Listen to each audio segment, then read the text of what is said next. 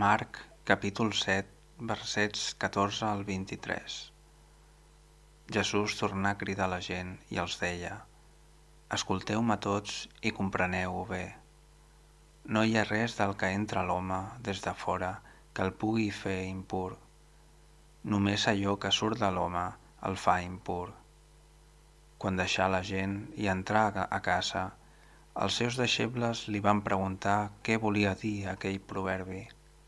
Jesús els respongué: També vosaltres sou incapaços d'entendre-ho? No compreneu que tot allò que entra a l'home des de fora no el pot fer impur, perquè no li va al cor, sinó al ventre, i acaba fora del cos? D'aquesta manera declarava purs tots els aliments.